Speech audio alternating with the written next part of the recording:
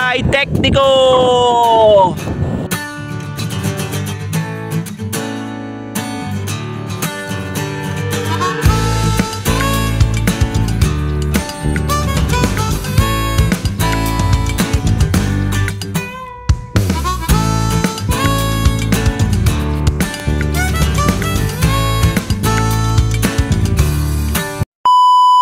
Good morning mga kabuhay Tekniko. Ito ang inyong lingkod, Sir Aaron.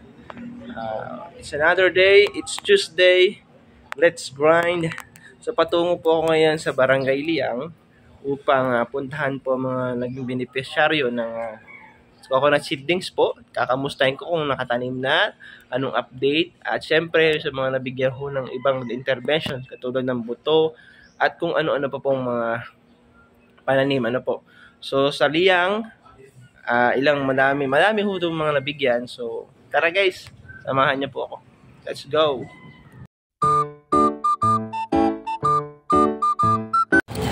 Hello guys, nandito na ako sa Ate Lisa sa Barangay Liang. Bale, punta na ho namin yung site. Pasama po ako sa kanya kasi yung isa na mamahalan nung nabigyan ho ng niyog.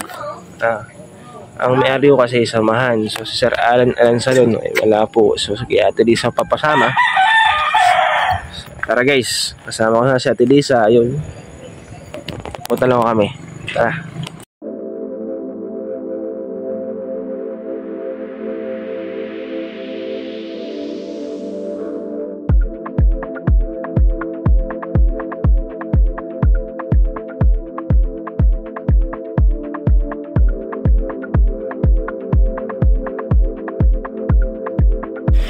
Malapit na tayo guys, malapit na.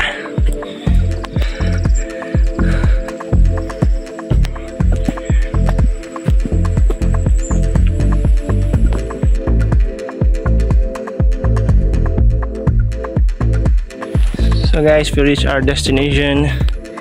Nandito na ho tayo. Pasok na ho tayo sa lugar kung saan nabigyan ho ng coconut seedlings. This is Alan Salon. Ito sa Barangay Liang.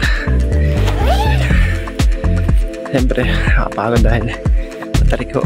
So nandito tayo sa tuktok. Ayan. So, guys, kasama ko po si Ate Lisa.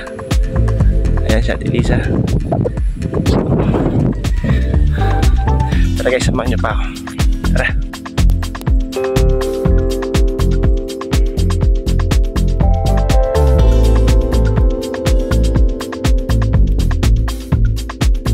Guys, ang sarap ng hangin. Nasa tuktok tayo ngayon. Lapit na. So sa lugar po ito, nito rin po yung farm ni Ate Lisa. Nakikita rin ho natin. Ganda dito guys. Ito lang sa Barangay Liang.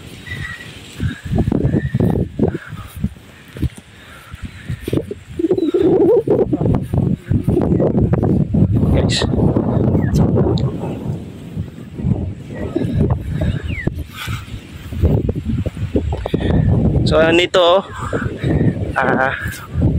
bale tinuturo natin Lisa yung mga nakatanim.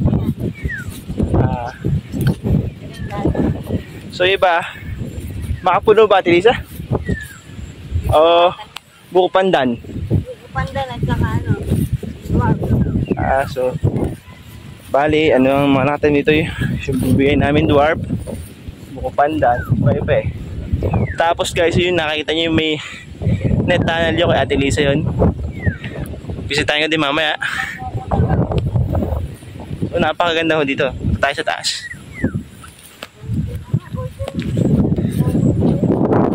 Yung kulay dilaw po no. So may dilaw po ding niyog sila. Ganda, linis na linis ho dito. Guys, papakita sa'yo. Tingnan nyo. Ay, Tekniko!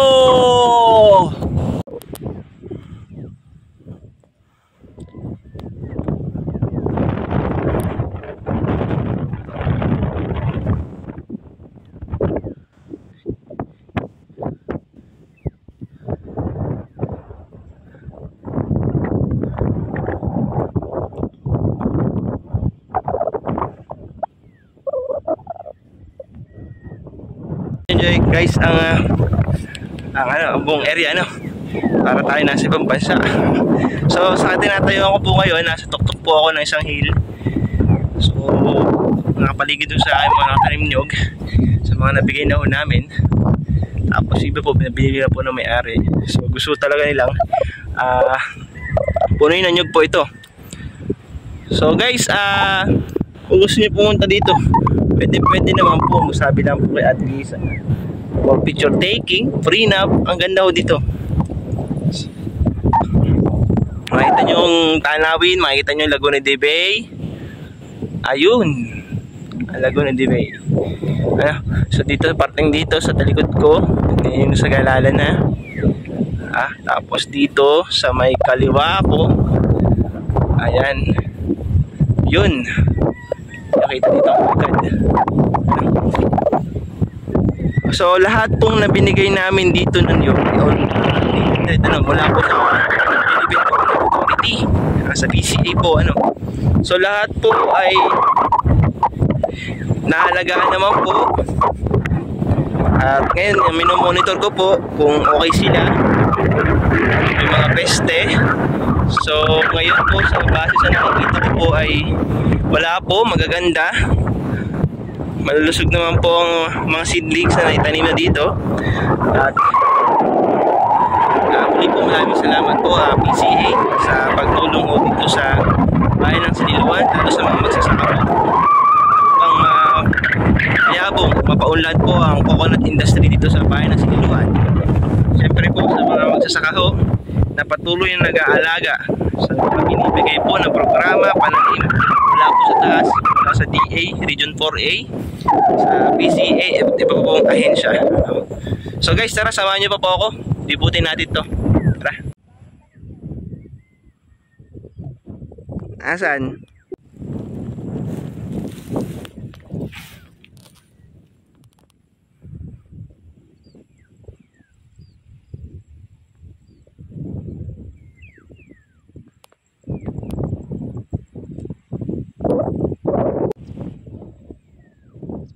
Baba na ho kami. Tapos na ko i-monitor tong yugan na ni Sir Alan Salon. So bale maganda ho naman siya. As a result, maganda po, naitanim lahat yung 300. Ayos, sumalaki naman po sila, maganda. At muli po maraming salamat po PCA sa pagbibigay ho ng mga seedlings na binibigay ho dito sa bayan ng Siniluan. At so guys, hanggang dito na lang video ko. Muli maraming salamat po sa mga nanonood, sumusuporta. Sa gaya ng sinasabi ko guys, patuloy lang tayo mangarap. Please like, follow, and share my videos. Muli, ito ang inyong buhay tekniko, Sir Aaron, nagsasabing patuloy tayo mangarap.